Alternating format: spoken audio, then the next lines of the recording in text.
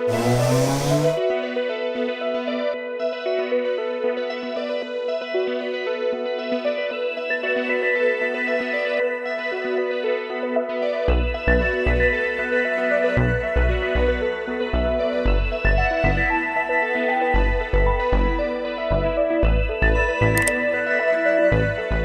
the oil change on the GT4. We have it up in the air, and you can see our pipes are starting to get a nice gold color already. You can see a little bit of color in there, a little bit of blue tinge. So I ordered this a while ago from Suncoast Porsche. It comes with a filter and a fresh O-ring and a new plug right there for the drain. So first thing is take the covers off to access it, which is these guys right here, and put our nice freshly powder coated wheels, freshly back from AB. Look at that. Diffuser is off, so now we can get to the motor and see what's going on. Again, it's actually quite open once you start taking pieces off. So there's our drain right here. So the oil looks pretty dark, which you kind of expected it would. I'll tell you what's nice about having that right on the bottom. It doesn't look like it splashes around. So 1790 miles, first oil change. So this is the replacement plug, comes with a new O-ring. Pretty nice idea. But then again, I never see the Honda ones go bad, so maybe I'll take that back. So this is our favorite tool of all time for metal filters, but for the plastic housing like the Porsche has, this is no good. Basically the housing is plastic. It removes and then there's a filter goes in it. This relies on gripping. This might break the case, so this won't work. We're gonna go run up to the parts store and go get one of the tools to fit on the filter. Advanced Auto Parts to the rescue. That's it. Let's just say what it is. It's a 76mm 14 flutes. Is this where it leaks all over the tool and then all the way down your arm? Yikes, that's tight for a plastic housing in it. Is there really anything wrong with the old metal filters? How is this better than that? Apart from this looks just like a big, ugly, yucky thing. I guess it gives you the chance to inspect your filter every time and let you know if you got anything going wrong. Alright, so oil is back in it. We're not going to talk about oil because we don't want to start arguments. So you have to go through a goofy oil check procedure. Everywhere you look, someone tells you a little bit different, but everyone seems to confirm between 7.5 and 8 quarts. Porsche say 8, some people are saying 7.5. So you scroll over to this, where is it? This one right here, oil measure. Click on that. So it says oil measure is correct, but you got to start it. So I believe you have to run this for 10 minutes and then double check it, and then it will say if it's happy or not. So we're going to go ahead and follow that, let it run, start changing the wheels, and we'll come back to this and I'll let you know how close we are. Right now I just put 7.5 quarts in it because I believe that is correct, but we'll make sure and we'll go by this guy right here. Let's go back real quick. I always like to kind of see the where are we? Oil pressure. That's actually, it seems like these are low. When it warms up it goes to 18 pounds. When you're on it goes a little bit higher, but it's kind of weird that they have oil pressure that low. I'm used to the Corvettes and the Hondas, which are much higher. Alright, 55.10 for the stock rear. Let's get an idea of what the Ultra Leggera ones weigh. I think they're a little bit less. Rear 50. So that's a 5 pound reduction right there. So between the other pipes and the wheels, we're doing pretty good. Alright, so Porsche way in the distance there. I'm going to leave like right now. I'm going to change cameras. This is the GoPro. I'm going to change to the G7X and head to Gainesville.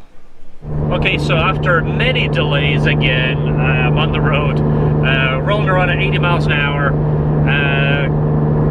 changed the oil, didn't get a chance to flush the brake, so fingers crossed the brake fluid is decent. Hopefully Porsche put something in there that's pretty good. Took extra time to get the oil monitoring system to read correctly, just to feel better about it reading correctly. I guess it was reading, but it takes a while for it to display on the dash. And then same with the TPMS. It tells you to drive at 15 miles an hour or over, and it reads. Well, it took probably an hour for it to decide what the pressure reading was. It's working. They're all off a little bit. We're at 33 and 32 on the front, and 35 and 33 on the back. So they're you know, a little bit off, but they're close enough to roll, you know, 75, and I'll adjust them when I get there. I don't know what I should drop them to. Typically on the Corvettes I run them like 28 on the track, so I'll ask the other guys and adjust them accordingly. I do have a vintage foot pump I just purchased from the AutoZone. I was getting a low TPMS, it was at like 29, and it was flashing red the whole time, and it was kind of just freaking me out looking at this red flashing on the dash telling you it's not good. So I've never had good luck with those little tiny inflators that you plug into the cigarette lighter. They tend to just make a noise and vibrate around the ground, and meanwhile they're actually letting a little bit of pressure out. So never had good luck with those. I got the old foot pump style, and it works like a champ. About 60 foot pumps is good for about 2 psi. So, you know, I'm getting leg day in at the same time. So traffic is freeing up a little bit. It has sucked going through Tampa. It says my ETA is 7:39. Of course, you've got to try and beat that. Whatever that tells you down there, you've got to go a little bit faster. See if you can beat that. All right, I feel like I did this before, just slightly different. It's like deja vu right here. All right, let's see how the room looks. This is quite nice, right?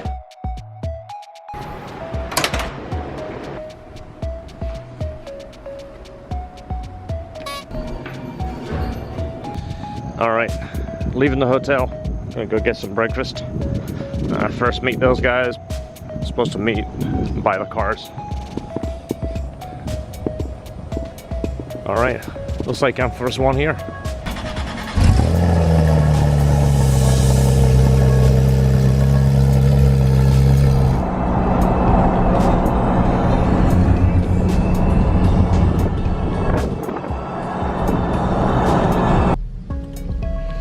All right, so back at the firm, we get here early. The first thing you got to do is check in and go to the driver's meeting and do the tech inspection.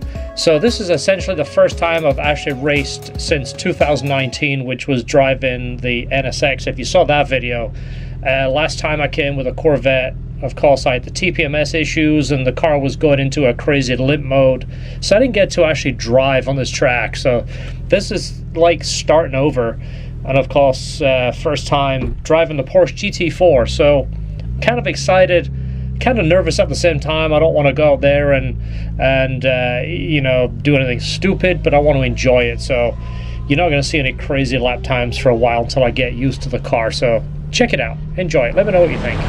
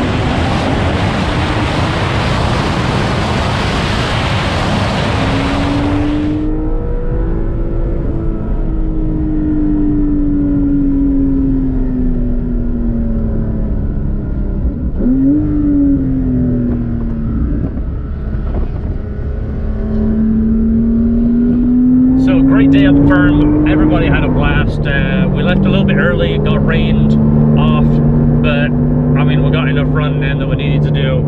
So heading back right now.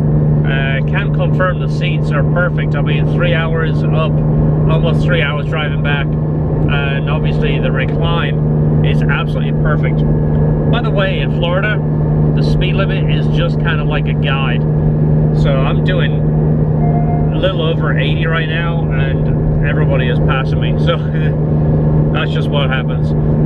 So a little bit more seat time in the car, and I think I'll do better. But it was very predictable. Did go into a slide a couple of times, but I didn't slide it all the way around. I was able to control it. I mean, the car is somewhat doing that. It has the electronic stability assist, and of course the ABS helps with that. I left that stuff on. This guy right here, I didn't turn those off. I just let them do their thing, and the car performed perfect. I'm starting to enjoy the car more and more. The sound was definitely something I wanted, and it's made all the difference. Hopefully from the GoPro footage of the inside of the car, you can kind of get a feel of it and the sound, what I'm talking about, but it sounds absolutely perfect. So here we go, another car passing me. So doing 81, and an SUV with a bunch of junk on the top going by me like I'm standing still. So even though it's supposed to be 65 through here, you can do 85 or 90, whatever you feel. All right, so great time at the track. I enjoyed the drive, I enjoyed the car. Everything about the car is perfect. I'm gonna put a clip in at the end of some of the titanium tubes. That'll be on a separate video when we build the over axles. But the sound now that you get from the car makes it more exciting. It sounds crazy, but when the car doesn't make a sound, it just doesn't give you the same kind of feedback, in my opinion. But if you do have a local track, check it out. Get to a track, it's safer, safe for you, safe for everybody else. You can enjoy the car, you'll hone your skills, and more importantly, you get to hang out with your friends. And that's, I would say that's more important than so many other things you can be doing. It's hard to describe. I've been doing this a long time. I've been building cars, hanging out with my car buddies, doing car shows, doing car events, and you don't realize how important it is until, like, you know, 2020 hits, when you can't do anything. You realize that the things you took for granted, you're really enjoying, you can't do them. So don't forget, make time for yourself, make time for your car, and more importantly, enjoy your cars. Thanks for watching. See you on the next video.